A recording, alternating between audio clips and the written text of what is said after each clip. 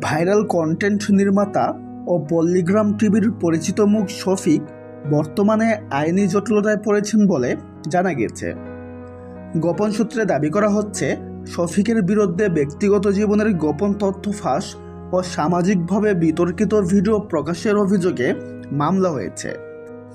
ঘটনার সূত্রপাত এক নারীর সঙ্গে শফিকের ব্যক্তিগত ভিডিও ঘিরে।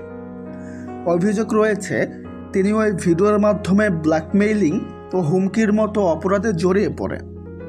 বিষয়টি স্থানীয় প্রশাসনের নজরে এলে দ্রুত ব্যবস্থা নেওয়া হয়।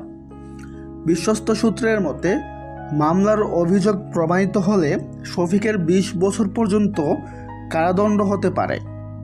যদিও এ বিষয়ে এখনও আদালতের কোনো রায় প্রকাশ হয়নি, তবে তদন্ত চলমান রয়েছে। এদিকে পল্লিগ্রামের দর্শকরা শফিকের এমন পরিণতিতে মর্মাহত। কেউ কেউ এটিকে ভিউর লোভে নেমে যাওয়া বিপজ্জনক পথ বলেও মন্তব্য করেছেন। তবে এখনও নিশ্চিত রায় না আসা পর্যন্ত পুরো বিষয়টি গুঞ্জন হিসেবেই বিবেচিত হচ্ছে। শফিক কি সত্যিই 20 বছরের জেলে যাচ্ছেন? আপনার মতামত কমেন্টে জানাতে পারেন। ধন্যবাদ।